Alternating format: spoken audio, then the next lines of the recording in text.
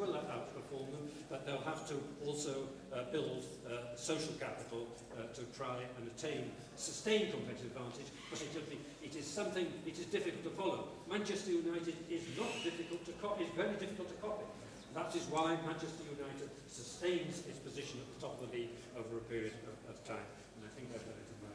Thank you so much. Thank you so much.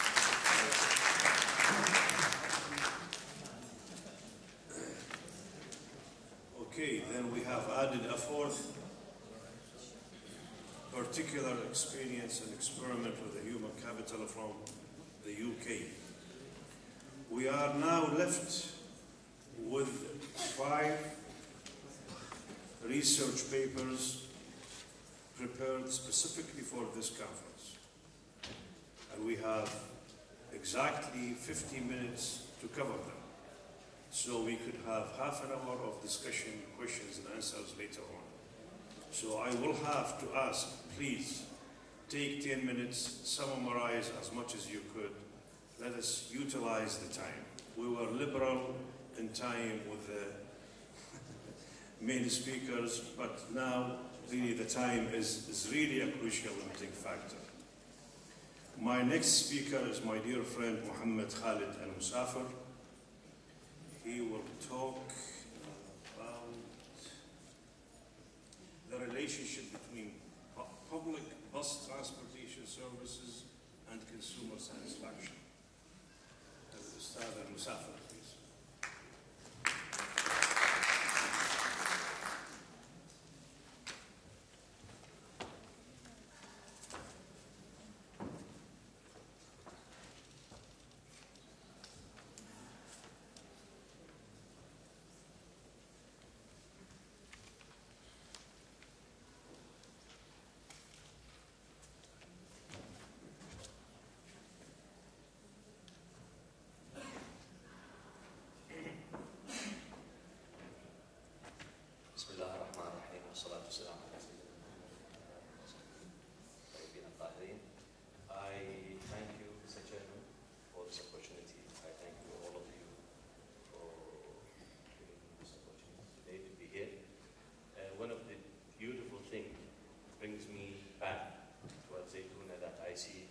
Some of my masters, those people who taught me when I was just junior, and namely, I can just refer to my Professor Basil Bustani and my Professor Dr. Hussein Al-Bashir. But actually, I was put in a very embarrassed situation today. Maybe I was put very much purposely by the chairman here, in between a British speaker to check my language, and after me will be Professor Basil Bustani, who taught me money and banking, and then he will check my knowledge after 20 years. But I beg his pardon, because he will ask, oh, what's Mahmoud is doing? After 20 years, he became a businessman and talking about bus transportation, and left money and banking, fiscal policies, international economics. So today, actually, we are talking about something, well, it is not really very much important when we are talking to professors, but it's very much important when we are talking to industries. And this is my message, actually. It's from what I have learned in Malaysia, not just in my university, in Uniton University, but in the whole Malaysia. Researchers there are very realistic. Researchers there are very linked to the industry. Researchers there, they can be a rich people. But unfortunately, in the Arab world, we cannot. Because most of us wants to talk about philosophies. Most of us wants to talk about visions. But many times, researchers need to be very much linked to the need of the industry. And That's why you see the researchers there, and research are very specific. And that's why it's one of our specific area today is this research. I just want to mention, I know I have 10 minutes, but there are not so much things to tell about this, and then you can read from the proceeding, I'm sure, that to Professor Zainal has mentioned one thing, and I heard that some people behind me laughed when he talked about the banana in the desert. Because we will say then, what the big business out of this? And I'll tell you exactly what Malaysia has done. In 1957, when the British decided to leave Malaysia, and Malaysia got its independence, the British left something very important there. The British occupation troops, whatever governor, they brought what everybody knows about it is the palm oil. Of course, you know about palm oil. They brought palm oil from somewhere in Latin America to just growing a better generation in Malaysia. So they have utilized small lands in Malaysia to do this. Originally, palm oil is not Malaysian.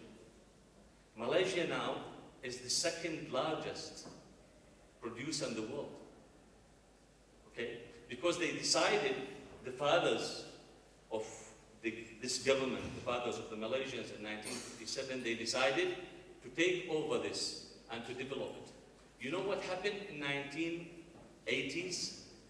Happened that most of the Western world decided that Indonesia to become the largest producer in the world, not Malaysia.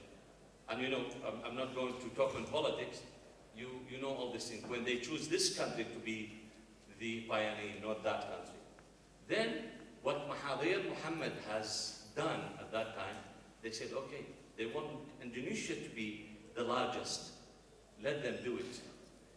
What he has done, he sent most of the big producers and give them money, support them with the money to go there and invest in Indonesia. Yes, today Indonesia is the largest, is the first producer in the world, and Malaysia is the second producer in the world. But more than 36% of Indonesians' production is Malaysian.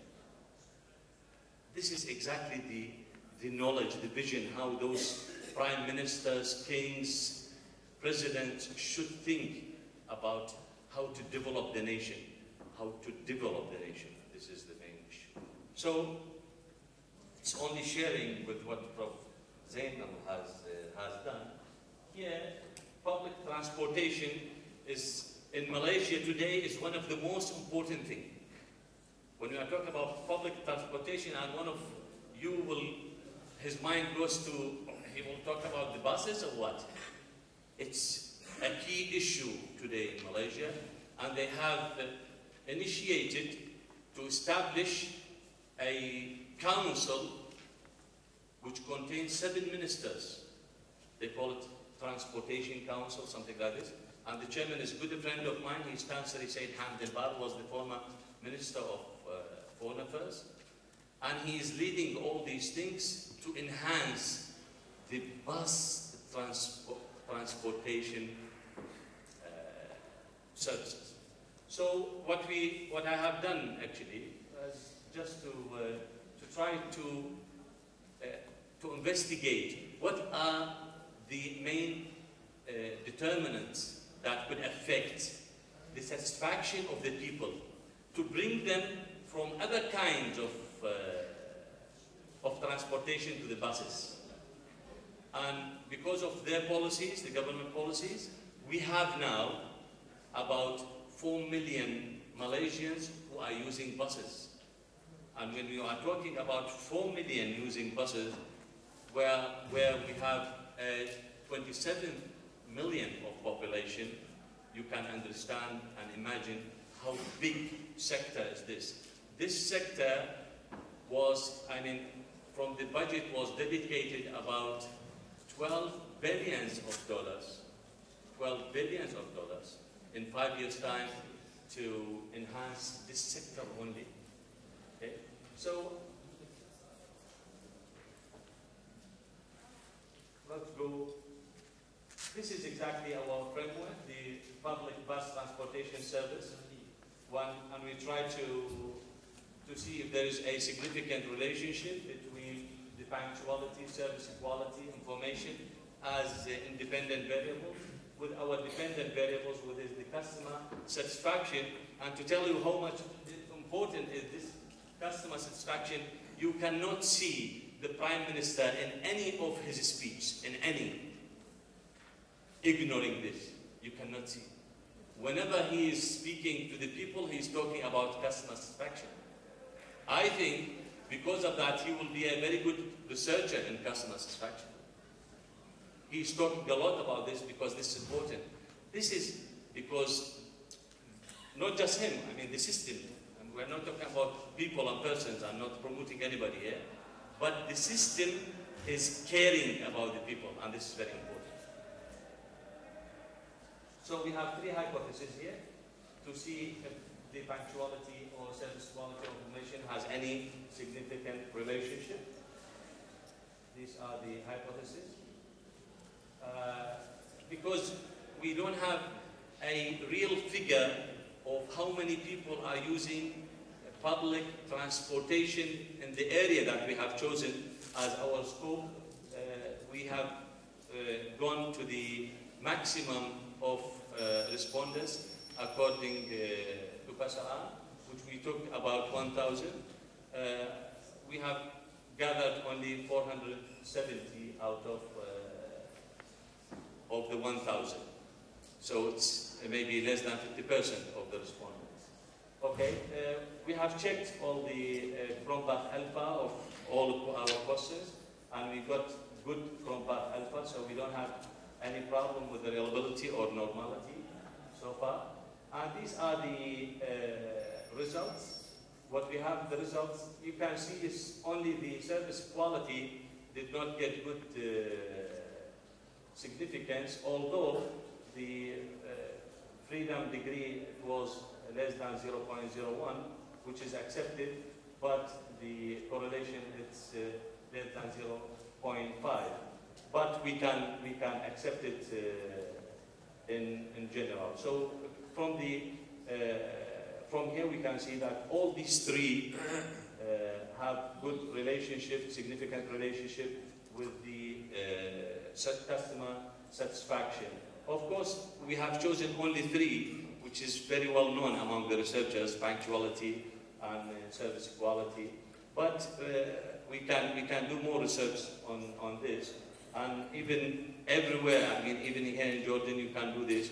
These kind of specific and practical research are not really, let's say, sophisticated, needs only some kind of using the tools like SPSS, eViews, something like this. Thank you very much. I don't want to take much of your time. I do thank you, Mr. Chairman, for the time. Thank you so much.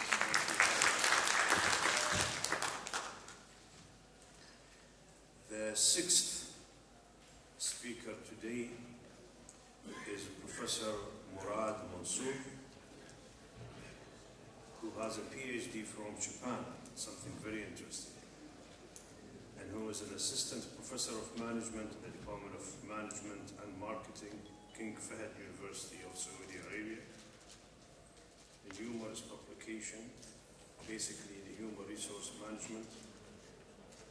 He is a member of the consulting body of a Harvard Review, the Harvard Business Review. Please, Dr. Mansour.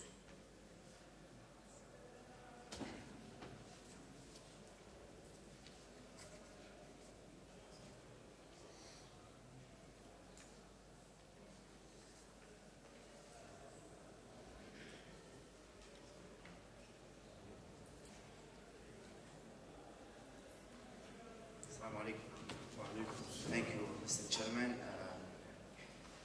pleasure to be here in the Zaytuna University. Every year I say to myself, I need to come here. And especially that as Zaytuna, it means a lot for my country, Tunisia. We have a prestigious university, Zaytuna, and Zaytuna is a symbol in Tunis. It is the tree, and tree of Baraka. This is one of my research that I have did maybe 2 years ago, and still I didn't publish. Didn't have the time to publish. Most of my research is in the human resource. I found that is really a virgin land in Saudi Arabia. A lot of topics we can write about in Saudi Arabia. Also, I'm teaching strategic management. So I combine both strategic management and HR. And I found that a very important topic now is strategic human resource management. So I was looking at the impact of human resources practices and strategy on the performance, okay, of firms in Saudi Arabia. So firms, as you know, are continuously trying to improve their human resource management practices in order to achieve sustainable competitive advantage and increase their profitability. So you know that human capital is the most important capital in any company, and really companies, they should take care about this very much. All the practices will include the involvement, the training, the empowerment, compensation, rewards, etc. So this is a pure academic research, and I have examined the relationship between HR practices and firm performance in Saudi companies. A company can achieve a competitive advantage and reach its goals by adopting a good and efficient usage of its personnel. As we said, it's the most important capital. An increasing interest in explaining the impact of HR management strategies on the organization performance has evolved in the last maybe 10 or 20 years in the HR research. Many studies, they have recognized the existence of a close connection between HR practices and performance, yet this linkage process is still not that clear, enigmatic, and remains a black box to be unlocked. So we have many even models I will show you later on. Other studies, they have linked the HR practices to different organizational outcomes such as productivity, quality, turnover, return on investment, market value, and profitability.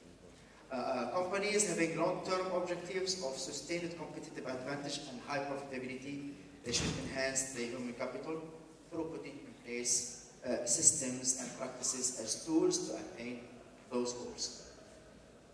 For the HRM in Saudi Arabia, due to the high rate of unemployment among Saudis, officially the number of Saudis unemployed reached 300,000 people, 9.6% of workforce, and expatriates still they dominate 86% of total new job offering. So there is a big push from the government, okay, to go for the Saudization or nationalization of jobs. So this decision is a challenge especially for private companies. They have a lot of debate with the Ministry of Labor, okay, because still maybe Saudi, especially young people, are not ready to take maybe responsibility, and this will lead to the companies to to be unprofitable maybe, and especially after the joining of the WTO. The expansion of the economy also helped private companies to grow up their businesses, and they are more in need to recruit employees. Companies, they have to manage a diverse workforce, okay, with people from different backgrounds, different cultures, etc. So they need really to go for recruitment, good recruitment, selection, training, etc. The socio-economic and political changes that are occurring in the last decades has increased the global competition and caused the rethink of the new way the organizations are managing. So the technology, ethical behavior, demographic, diversity, all are these challenges for companies. Strategic human resource management, you can define it as the process of linking the human resource function with the strategic objectives of the organization in order to improve the performance. So it is a pattern of planning the human resource deployment and activities intended to enable an organization to achieve its goals. For some academics, the strategic human resource management is an outcome, where they view it as an organization systems designed to achieve sustainable competitive advantage through people. Others, they look at it as a system, not as a process. Sorry, as a process, not an outcome. Okay, so they link the practices to a business strategy. So also the debate is on the classification of the strategic human resource management as in terms of proactive, reactive, quantum. So the proactive, the HR manager has a seat on the strategic table and active in the strategy formulation, whereas in the reactive, the HR is concerned with the challenge of matching the philosophy, policies, programs, practices, and processes. These are the 5 P's in HR in a way that will stimulate and reinforce different employee role behavior appropriate for each competitive strategy. Other part of this debate, they focus on what we call the fit, the fit of business strategy with the HR strategy. According to Baker, strategic HR has a number of features, including the internal integration to align the management responsibility for HR implementation and also individual rather than collective employee relationship. An emphasis also on the exercise that managers are doing as enabler, empower, and facilitate. Other thing, let's go because of time. There are many benefits of the strategic HR. High job performance, high problem solving, change, innovation, attitude, behavior change among the workforce, cost effectiveness, low turnover, absence, grievance, etc. We have many theories for the strategic human resource management, universalistic, contingency, I'll go through it, configurational, resource-based view. We have also many conceptual models. This is Park and his people. We have Paul and how to pronounce it, Anantharanapan, model. So he looked at the relationship between practices, intervening variables operating the performance. Fay also is very famous, also along the model. The last one, very maybe more elaborated, Powell Richardson. They have many articles, they have a book about strategic HR, and this is their model. I have chosen in this research, Martin Alsalza, the HR practices, how they influence the performance. So I have these hypotheses, I look at the planning, the hiring, the participation, the performance appraisal, and the compensation, how they are positively associated or not with the performance. I used the questionnaire, I distributed, and a total of 70. These are the independent variables. So planning includes 8 statements, the recruitment 3 statements, etc. For the reliability, it's good. So we're asking managers, employees, about their managers. They strongly agree, disagree about the practices. This is the demographics, and these are descriptive statistics, the mean standard deviation for all the questions. Then we did the factor analysis. So the question response were asked to describe how closely the statements match their current company's HR policies on a 5-point scale. So we did, I did the factor analysis, and it led to 6 practices. So this is factor loading for the 6. Finally, a regression analysis has been conducted between each HR practice and the firm performance, which is measured by different respondents as appeared in the following question. Compare it to other companies in your industry. Please rate your company's performance over the past 3 years on the following indicators. The different measures were public image and goodwill, quality of services, efficiency of operations, market share growth, profit growth, sales growth, staff morale, staff overall satisfaction, and staff loyalty. And we find almost a positive relationship between overall practice. So as a conclusion, it's interesting to find that the HR practices in these studied companies have a direct causal relationship to performance obtained by asking the top management about their perception of 9 measures. This can be seen as a significant finding in strategic human resource management, especially in the Saudi context. As my knowledge, there is no past research has been conducted for this. Of course, there are always some limitations, that hopefully maybe in the future we can develop more in the next studies. And thank you. Thank you.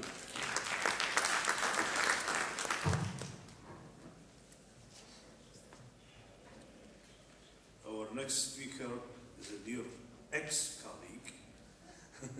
She is a colleague. Dr. Hala Sabri. She's got a PhD from Leeds University in the UK, teaching now at Petra University, was teaching at Al-Zaytuna between 2000 and 2007. She specializes in courses in management. Some of the interesting points of her research is cross-cultural management, international and organizational culture, and knowledge management.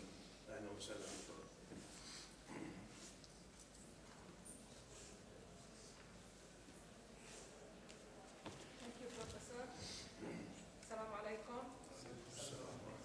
It's my pleasure to be again on this podium after long years, but give me a few minutes just to pay some gratitude to the University and my colleagues here. And also I would like to mention my dear friend, Professor Dr. Ghalib Al-Rifai. He was the one who initiated this conference 12 years ago. So we believe we should thank him for the continuation of this conference, and we are all together here. Allow me please to present my topic today. It's about how to manage human capital in the Arab countries, and I am taking a multidisciplinary approach. I'm not focusing on a certain dimension, as my colleagues, they discussed certain topics about IT or knowledge or so on. I'm taking the leadership and culture challenge. Why we are talking about leadership and culture challenge in the Arab world? Because now we are witnessing a transformation period with the Arab uprising and the Arab Spring. It's very important to talk about this topic. So I will take a quote from John Nestor, that the most breakthrough of the 21st century is not the IT. It will be the how to understand or how to behave like humans. So who will be successful in the 21st centuries are the countries who concentrate on their human capital and they build on this human capital. As you have seen, I have chosen the design of my presentation with people building blocks and with the jigsaw, trying to put these jigsaw together in order to finally come to a successful organization or successful country after all, as we are looking forward to. The presentation will be in 3 sections. We will talk about human capital in its context. We will take the leadership and culture challenge. We will take the human capital development in the Arab world, specifically in the Arab world. And finally, we will look forward to the future. As long as the theme of the conference is talking about human capital in the knowledge economy, what is the relation between human capital and the knowledge? Professor Alam, he mentioned something that knowledge is not IT, or it's not information. knowledge is different because knowledge resides in the brain of the person. So this is important to know that when we talk about the human being, it's very important to know his knowledge, his thinking, or his intelligence. I would add to this hierarchy, we are talking now about wisdom as well. We don't exclude the older generation. These wise people, they are human capital in all over the world, especially in the Arab countries, because we have these people who can advise us how we can go forward and look after our Facebookers and the new generation, or the millennial generation, who are the future of these countries. So Peter Drucker, he said that knowledge resides in the human being because it is embodied by a person, used by a person, or misused by a person, and it is transferred also by a person. Okay, to remain competitive in this world of business, all organizations should know how to take care of their human capital and to share their knowledge and to encourage them to interact together in order to transfer their knowledge to each other. But there is a key in this transfer of knowledge, which is the leader, who is the one who will create the atmosphere or the culture of the organization, which encourage the human capital to be successful in the new world of business. Okay, let us look at what do we mean by leadership issue. Leadership is very important nowadays. In the Arab world nowadays, when we take the leadership issue, the first thing comes to our mind is that the leadership, the political leadership. The Arab uprising, it came because of we have so many problems with our leadership. That's why we witnessed all these uprising in some of the Arab countries, and still we might expect that we will have other movements coming to other Arab countries. Leadership is a part of the culture of the country. When we talk about the culture, I don't mean only one Arab country. We are all talking about the Arab culture, and we are all the children of this culture. We are being brought up in a certain mentality, we are being brought up in a certain values, which we all share. And that's why we are witnessing this transfer of uprising from one country to another, because we share the same problem. These problems created what we call the need for a good leader, whether he is political or a manager, because it will spill over other aspects of what we are talking about, political or managerial issues in the Arab country. We are looking for a fourth paradigm of management, let us say. If we talk about three paradigms of management, American, European, Japanese, now we are looking for a fourth paradigm of Arab management, which is the focal point in this paradigm will be the leadership issue, which he will create the kind of culture which we want. In what way? Because leaders, they create, they build trust in their human capital, they create the positive culture in their organizations, and they bring their organization to success. We have, in the management literature, we have recently concentrated on two types of leaders. We have transactional leaders and we have transformational leaders. Professor Ahmed, he told us so many things about Malaysia and how they concentrate on the word transformation. This is what we are looking for, how we transform things from one situation to another to a better situation. So transactional leaders, they are mostly leader-follower relationship. In our culture, we are here currently, our system or our political system is based on leader-follower. We obey, and that's it. So we don't have the opportunity to express our thoughts or our opinions freely. No, we need a transformation. What kind of transformation we are looking for? We look for a leader who has strategic vision. We want a leader who stresses change. We want them to be role models. We don't want to talk about them, that they ruined their countries and so on, and we want them to build commitment. The commitment of this human capital to stay in their country, not to immigrate to other countries and build the West or the Western culture we want them to stay here. In what way? Let us see. We have in organization, we talk about 4 types of organizational culture. If he's a leader, he can create some kind of a culture which is based on power, authority, which means that he is the one who takes decision and they only obey these decisions and they don't express their thoughts freely. So this is the type of culture that is reflected in our part of the world, in the Arab culture, because our distance in the Arab culture is too high. Geert Hofstede, he said that the Arabs and the globe studies, they said that Arab leaders usually, they are so power distant from their nation. Moreover, we have the role culture. The role culture is based on leader-follower. We have roles, we have rules, we have certain procedures, but we do not follow them because all these depend on the discretion of the people who takes these decisions and not because it is based on these rules and laws. The third one is the achievement culture. This is the new one, or the type of cultures which we are looking for. We are looking for a new type of generation, the new generation, the millennial generation, who are being raised to know the new technology. So they want to achieve, they want to be achievers. David McLennan, in the mid of the 20th century, he said that if the United States want to be the first country in the world, they should concentrate on the achievers. And they did it. I think they did it.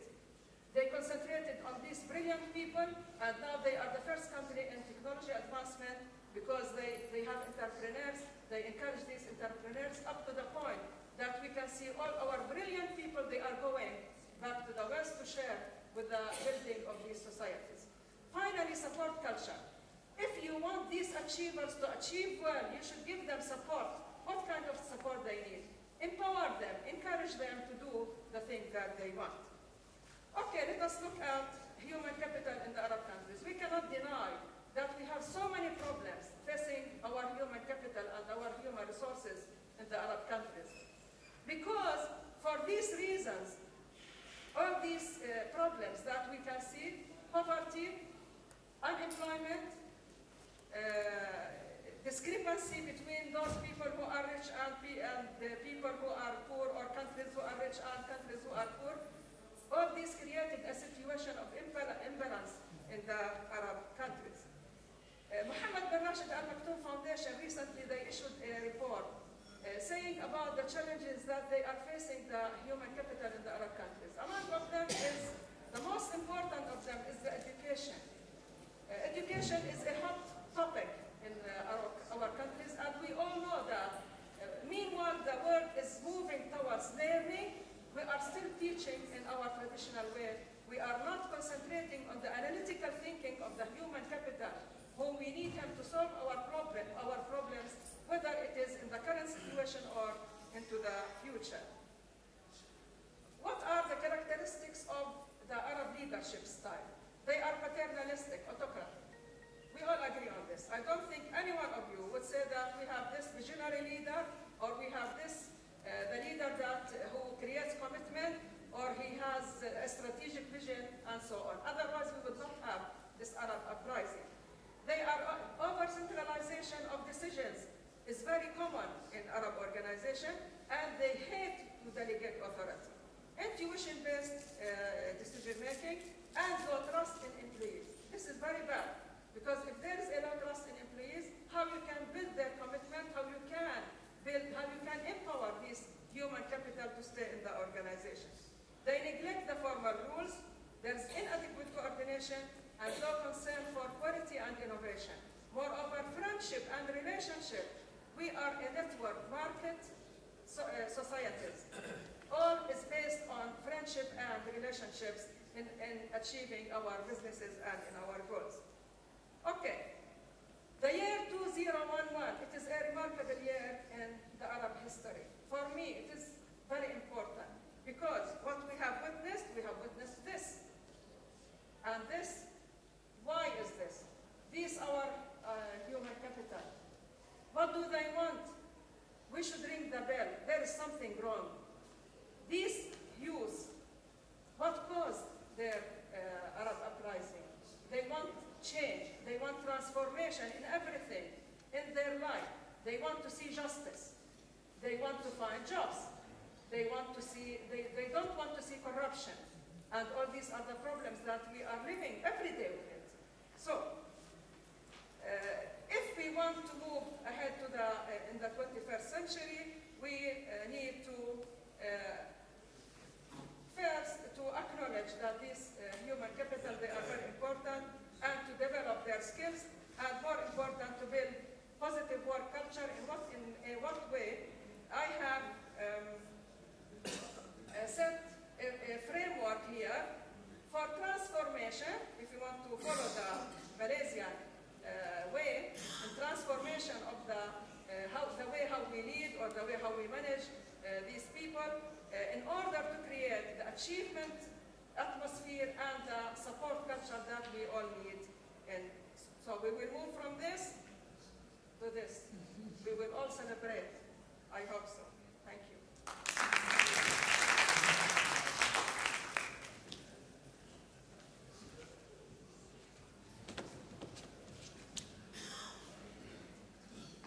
I would like to indicate that statements made by the researchers are solely of their opinion.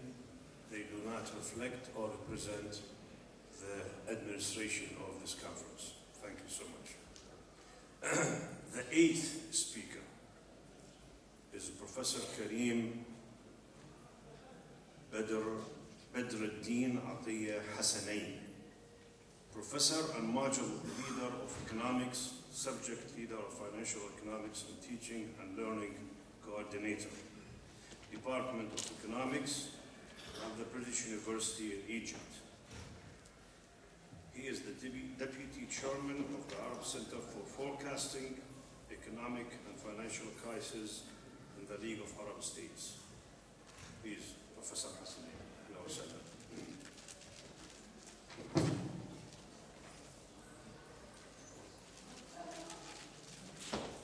Hello. Bismillah ar-Rahman ar-Rahim wa salatu wa salam ala Rasulullah.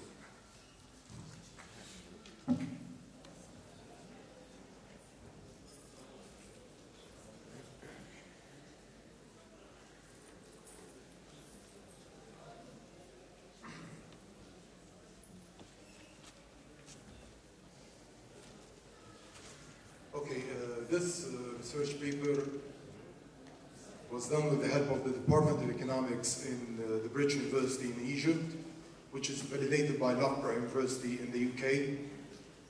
It was under the supervision of the American University in Cairo, and it was receiving technical assistance and supervision from Cairo University for the field study. It was financed by the Dutch Ministry of Foreign Affairs in collaboration with the Egyptian Ministry of Foreign Affairs.